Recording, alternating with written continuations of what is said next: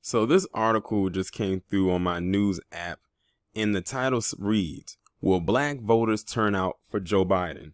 Just reading that title alone just screams desperation. Like, they really see, it's gotten to the point where they think they have the black vote in the bag, like they've done so many times over the years. But I think now people have realized the con game, and they're realizing that it's not going to be as easy as it has been in previous years. See, a lot of people are banking and hoping that they get the Obama effect. But Joe Biden, just because you was the vice president during the Obama administration does not mean you are going to have the Obama effect. It was actually the Obama effect that woke a lot of black voters up to realize the BS and effery that was going on. So let's get into it. And by the way, just because a lot of black voters aren't turning out for Joe Biden does not mean that they're going to turn up and show out for 45. Because I know people are already sinking that in their brain, and that's what's going to happen. So let's get into it. Joe Biden wouldn't be the Democratic nominee for president without black voters. Sounds like more pandering, but this is the same guy that said that the Latinos were more diverse. So it sounds like to me you're going to pandering to them. His campaign appeared to be on life support after the first 3 primary states. His chances were revived by a decisive victory in South Carolina, where he won 60% of the black vote. By the end of Super Tuesday, which featured several other states with large populations, he had all but sold up the nomination. Biden will once again need support from black voters if he hopes to defeat 45 in November, but this time the challenge is slightly different. Look at the key word there, is challenge. Now they're realizing it's not a cakewalk, because now we have demands. Well, they have demands. I have demands. I don't know what they have. Unlike in the primary, there's little risk of his opponent taking in a sizable chunk of the black vote. The issue for the former vice president is whether enough black voters will cast ballots for him to win. Black voters make up about 12% of the U.S. electorate. They consistently have one of the highest turnout rates of any ethnic group. Democrats, the difference between average and above average black turnout can have a major impact on elections. In 2012, about 66% of eligible black voters cast ballots, the highest rate of any ethnic group. In 2016, black turnout fell to 59%. That dropout was one of the key reasons 45 pulled off narrow victories over Hillary Clinton in a handful of key swing states. Well, I'm convinced that people still don't know how to read an exit poll when it said that over 50%, probably higher than 50% of white women voted for 45. Put that up there with white men and 30% of Latinos.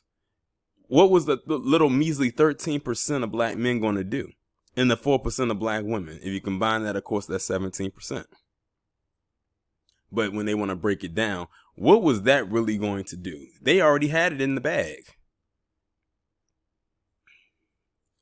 You would think that the way that they pandered to us in their own little way, that they'd actually have some tangibles, but they don't.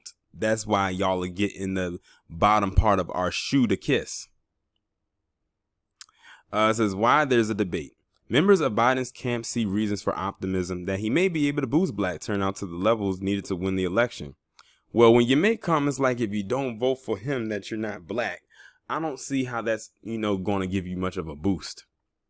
His success with black voters during the primary and backing from prominent black figures suggests Biden has a strong wall of support, they argue. The selection of Kamala Harris, who is, look at this. This is what they say, who is black and South Asian. I swear this woman changes up her ethnicity every week. That's why we call her Chameleon Harris. Because like a chameleon, they change their appearance every time you see them. As his running mate may also help black voters feel they will be represented in the White House. Listen, we are above and beyond the whole we want to be represented type of thing.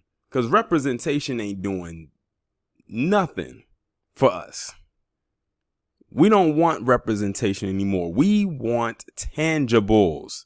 And at this point, it doesn't really matter who it comes from as long as it's signed on the dotted line, ink dried, in our name and in our possession.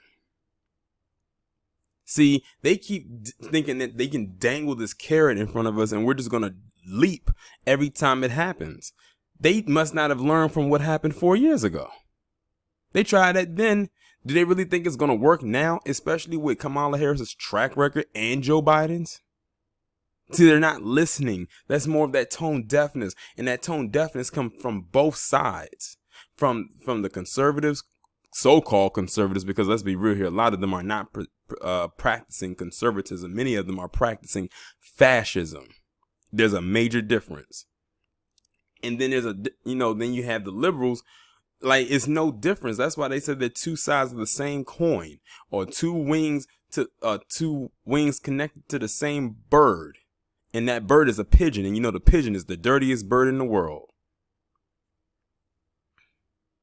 Some of the reasons to expect black turnout have little to do with Biden. 45 is deeply unpopular with black voters, with a significant majority saying he is racist. Black voters may vote in large numbers more as a referendum on 45 than as an endorsement on Biden. The growth of the BLM movement in recent months may be fueling higher enthusiasm among black voters. Despite these advantages, there are reasons for Biden to worry about black turnout, experts say. Though they are often discussed as a unified group, there is some variance in the political leanings between different groups of black voters. The most significant difference is in term of age. Biden has the overwhelming support of older black voters, but black voters under 30 are much more skeptical of the former vice president specifically, and more likely to feel that voting doesn't matter at all. Now, isn't that, that's a big difference from when Obama ran.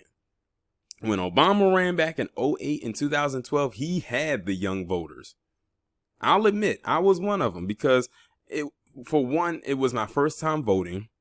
2008. I was 19. That was my first time ever voting. And the fact that it was a quote unquote black man who was running for president, like, you never saw something like that in our modern lifetime. So, of course, and then I went to an HBCU, so that made it an even bigger deal. And I don't know if I told y'all this or not, but when he was campaigning in the primaries, he came to our school back in 2008. He came to our campus and walked in our cafeteria. If you was to follow me on Facebook and look through my pictures, you might have to go a few years back. You will actually see the picture that I took of him. I didn't get a picture with him, but I took a picture of him after I shook his hand. And at the time, that was a big deal. But let me tell you something right now. If I knew then what I knew now, I would not have got up that early on a Saturday morning out of my good sleep after dealing with school and classes and all other stuff in between during that 5-day work week as a broke college student, to get up there with crust in my eyes to go shake this man's hand. But that was then, and this is now.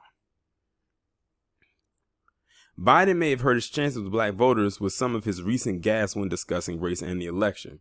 Perhaps surprisingly, 45's campaign have attempted to court black voters in hopes of shrinking Biden's advantage with the group. Even if those efforts are only marginally successful, a 1 to 2% shift support among black voters could be enough to tip closely contested swing states. Black voters are also much more likely to be denied the opportunity to vote by things like voter ID laws, felony disenfranchisement, and subpar election infrastructure. He would know all about felony disenfranchisement, considering he helped sign that crime bill, and his running mate has been known to lock up plenty of black men, overcharging, giving them felonies for misdemeanors. So those two on that point alone would know exactly how that goes. See, the thing is, they don't talk to us. They talk at us, but they don't like to talk to us, or they'd like to talk to people that will kiss their ass. That's no different than what 45 does. That's why I said there's no difference between the three of them. Right now, the issues around BLM is an opportunity for Biden to attempt to appeal to those voters, because those young people are a lot of the people who are very vocal about what they want to change. And he has space here to show that he would be taking a more progressive stance on these types of policies. Let's see here. The first part I read was his optimist. I'm going to skip those and go to the skeptics. That's mainly us. Pundits often portray black Americans as undifferentiated mass, a loyal Democrat supporting foot soldiers who will execute their mission for the team on Tuesday as long as some preacher provides the right marching orders on Sunday. If these depictions have not already expired, they are certainly growing stale. Young African Americans don't have confidence that the system will or can function in a way that will advantage their lives. They have no evidence or little evidence that the system will improve their lives. When they engage with the system, more often than not, it is adverse. In some ways, it is destructive and life-threatening to them. As a result of that, they have little inclination to engage with that system. I'm going to read one more. Black voters still face hurdles to the ballot box because of the strains of an election system posed by the pandemic and racial inequalities in elections that existed long before the virus. Well, that was powerful. That was a powerful statement. They basically saying we was going through a pandemic before a pandemic was a pandemic. But yeah, like I said, it all goes back to tone deafness. Y'all are going to hear me say that a lot in my videos, and y'all hear me say that quite a bit. Not just for Joe Biden and Kamala Harris, but I've said it about 45 as well. Because they don't listen. And they refuse to listen. But that's fine, because we refuse to vote for you. And I'm getting sick and tired of people who look like us saying, well, if you don't vote, that's a vote for 45 if you don't get out of here with that bullying, shaming tactic. That does not work. At least not anymore. So we will see what it's looking like in November when the time comes. And some people going to be happy. Some going to be upset. Some going to be mad. Some going to be pissed off. But you know what I'm going to be? Feeling not a goddamn thing either way.